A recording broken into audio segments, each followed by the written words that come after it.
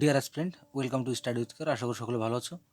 তো গতকালকের ভিডিওতে আমি আলোচনা করেছিলাম জিকে প্র্যাকটিস সেট 17। তো আজ আলোচনা করব জিকে প্র্যাকটিস সেট 18। তো তোমরা যদি এখনও 17টি ভিডিও না দেখে থাকো তাহলে অবশ্যই প্লেলিস্টে গিয়ে দেখে নিতে পারো ভিডিওগুলি। তাহলে শুরু করছি আজকের গুরুত্বপূর্ণ প্রশ্নোত্তর পর্ব। কোশ্চেন 1 বলছে, কোথায় সুভাষচন্দ্র বোস আজাদ হিন্দ ফৌজ গঠন করেছিলেন? তো এখানে কারেক্ট অ্যান্সার হবে option C, Singapore. Option C right answer. Question 2, Swaraj party কত সালে স্থাপিত হয়? তো এখানে আমরা কারেক্ট অ্যান্সার করব অপশান সি, 1923 সালে। কোশ্চেন 3, কোন পরিকল্পনাকে পরিকল্পনা যুগের ওয়াটার শেড লাইন বলা হয়? তো এখানে কারেক্ট অ্যান্সার করব অপশন বি, অষ্টম পরিকল্পনা কালকে বলা হয় ওয়াটার শেড লাইন।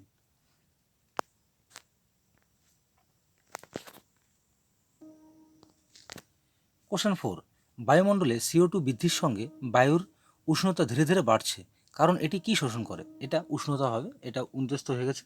তো বলছে বায়ুমণ্ডলে CO2 বৃদ্ধির সঙ্গে বায়ুর উষ্ণতা ধীরে ধীরে বাড়ছে, এর কারণ বলছে বাড়ছে কারণ এটি কি শোষণ করে, যে কারণে বাড়ছে? তো এখানে কারেক্ট অ্যান্সার হলো অপশন ডি, সৌর বিকিরণে আইআর অংশ। কোশ্চেন 5, পৃথিবীতে প্রাণ সৃষ্টির কারণ হিসাবে কোন কণাগুলি প্রাথমিকভাবে দায়ী? তো এখানে আমরা সঠিক উত্তর করব অপশন বি। অপশন বিতে আছে CH এবং N। কোশ্চেন 6, কোন আইনের দ্বারা রানী ভিক্টোরিয়া ভারতের সম্রাজ্ঞী হন? তো এখানে আমরা সঠিক উত্তর করব option A, royal title acts 1876। Question 7, নিচের কোনটি গ্রিনহাউস গ্যাসের জন্য দায়ী? এটা কোনট হয়ে গেছে, কোনটি হবে। তো বলছে নিচের কোনটি গ্রিনহাউস গ্যাসের জন্য দায়ী? তো এখানে কারেক্ট অ্যান্সার করবো অপশন সি, CO2।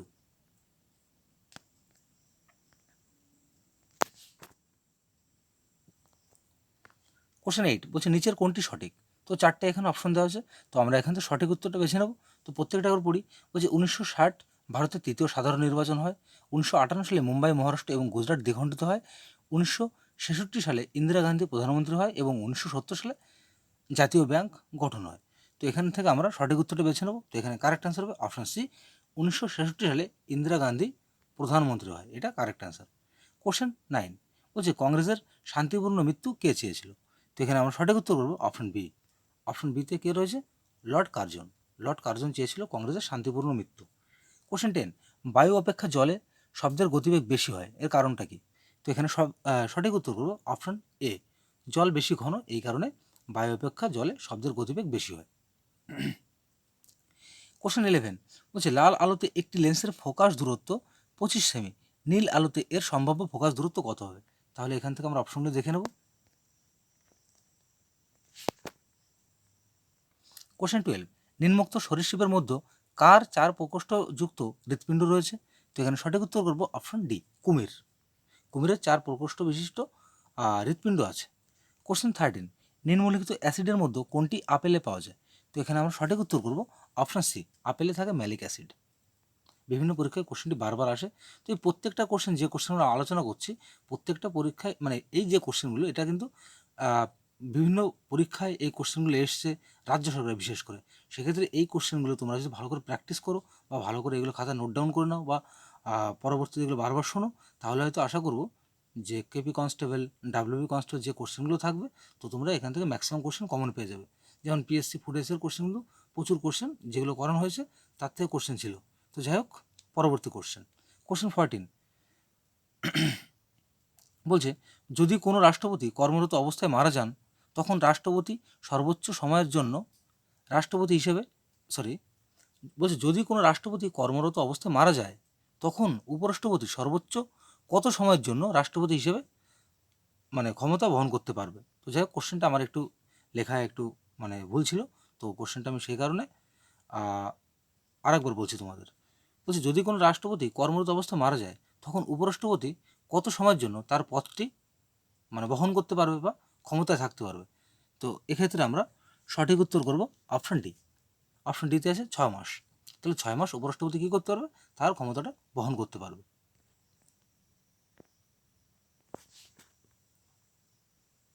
কোশ্চেন 15, ভৌগোলিক আকার অনুযায়ী নিচের কোনটি সঠিক? তো এখানে 4টে অপশন দেওয়া আছে, তো এখান থেকে সঠিক উত্তর করব অপশন বি, ঝাড়খণ্ড, পশ্চিমবঙ্গ, তামিলনাড়ু ও ছত্তিশগড়, এটা আমাদের কারেক্ট অ্যান্সার।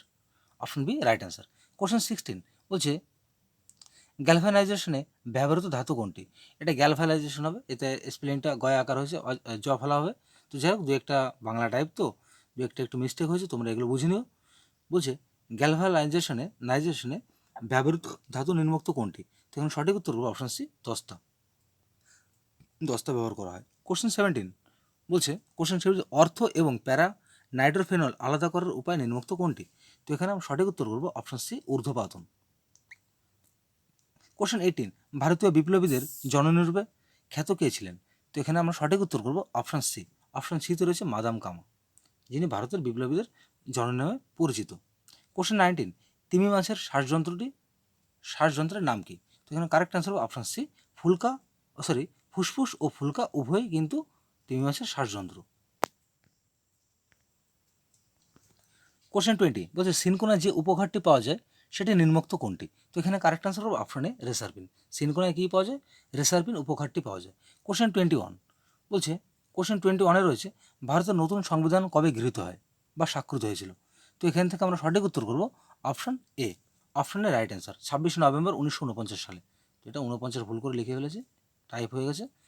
তো বলছে ভারতের নতুন সংবিধান কবে স্বীকৃত হয় বা গৃহীত হয়? তো এখানে কারেক্ট অ্যান্সার হবে অপশনে 26 নভেম্বর 1949 সাল। কোশ্চেন 22 তড়িৎ চুম্বক প্রস্তুত করতে স্টিলের পরিবর্তে কাঁচা লোহার ব্যবহার করা হয় কেন? কারণটা কি? বলছে তড়িৎ চুম্বক যখন তৈরি করা হয় তাহলে কেন কাঁচা লোহা ব্যবহার করা হয়? তো এখানে আমরা সঠিক উত্তর করব অপশন সি, এর চুম্বক শক্তি যত খুশি বাড়ানো যায়, এই কারণে তড়িৎ চুম্বক তৈরি করতে গিয়ে কাঁচা লোহা ব্যবহার করা হয়। কোশ্চেন 23 ভারতীয় নারীদের ভোটাধিকার কে দাবি করেছিল? তো এখানে আমরা অপশনগুলো দেখে নেব। ভারতীয় নারীদের যে ভোটাধিকার, এই দাবিটি কে উত্থাপন করেছিল?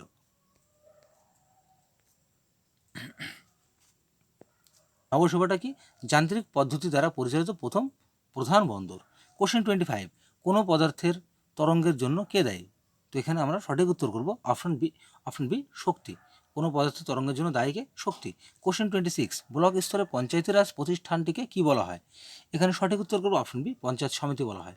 ব্লক স্তরে যে পঞ্চায়েতি রাজ প্রতিষ্ঠানটি, একে কী বলা হয়? পঞ্চায়েত সমিতি। কোশ্চেন 27 ভারতে বিভিন্ন ধরনের প্রবাল পাওয়া যায় নিম্নোক্ত কোথায়? তো এখানে সঠিক উত্তর হবে অপশনে লাক্ষাদ্বীপে বিভিন্ন ধরনের কী পাওয়া যায়? প্রবাল পাওয়া যায়, বা লাক্ষাদ্বীপকে ওই কারণে কী বলা হয়? প্রবাল দ্বীপপুঞ্জ বলা হয়।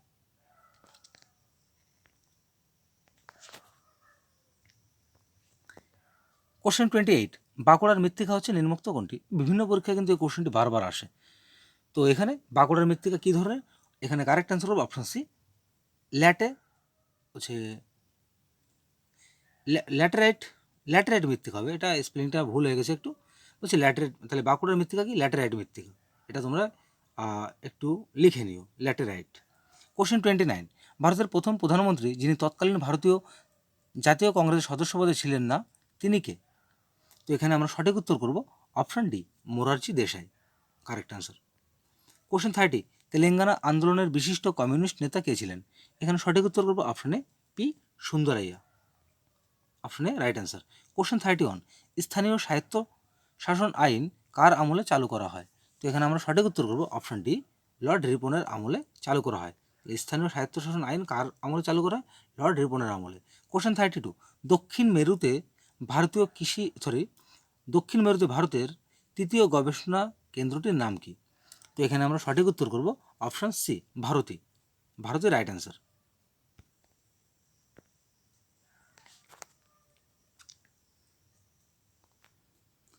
কোশ্চেন 33 বলছে নিম্নোক্ত ভারতীয় রাজ্যগুলির কোনটিতে জনঘনত্ব সর্বাধিক বা সর্বাপেক্ষা বেশি? তো এখান থেকে আমরা সঠিক উত্তর করব অপশনে বলছে কোশ্চেনটি কী রয়েছে?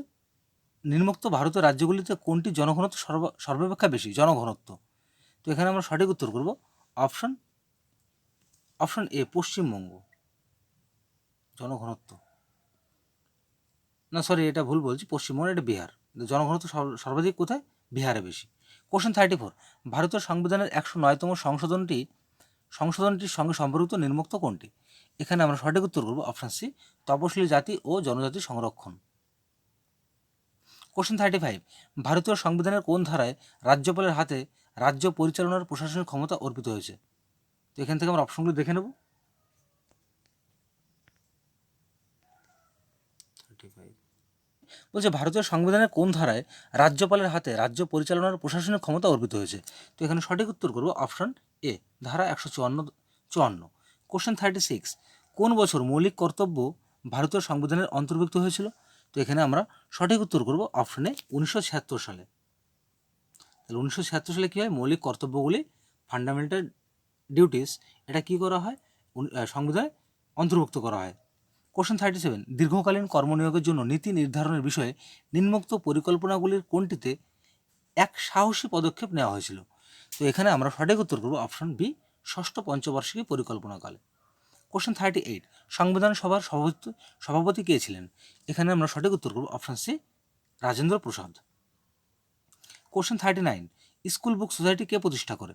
তো এখানে সঠিক উত্তর করব option D, David Hare. David Hare কী করে স্কুল বুক সোসাইটি তিনি প্রতিষ্ঠা করে। কোন নদীর উপর অবস্থিত? বা এক কথা নাগার্জুন সাগর যে বাঁধ প্রকল্প, এটি কোন নদীর উপর অবস্থিত? তো এখানে আমরা সঠিক উত্তর করবো অপশনে, এটা কুয়া হয়ে গেছে, এটা কৃষ্ণা হবে। তো যাই হোক বন্ধুরা, এই ভিডিওতে হয়তো কয়েকটা স্পেলিং মিস্টেক আছে, যেহেতু টাইপ করতে একটু প্রবলেম হয়েছিল। তো যাই হোক, আমি তোমাদের কিন্তু প্রত্যেকটা স্পেলিংটা বলে দিয়েছি। যদি প্রবলেম হয়, কারো কোনো কোশ্চেন বুঝতে, অবশ্যই কমেন্ট বক্সে জানাবে, আমি তোমাদের জানিয়ে দেবো। তো যাই হোক, আজকে শেষ হলো গুরুত্বপূর্ণ প্র্যাকটিস সেট। তো আমার এই ভিডিওটি তোমাদের ভালো লাগে থাকলে অবশ্যই লাইক, কমেন্ট, শেয়ার করো এবং চ্যানেলটিকে সাবস্ক্রাইব করে পাশে থাকা বেল আইকনটাকে অন করতে ভুলো না। তাহলে আগামীকাল দেখা হবে ঠিক এই সময় একটি নতুন ভিডিওকে সঙ্গে নিয়ে। সকলে ভালো থাকো, সুস্থ থাকো।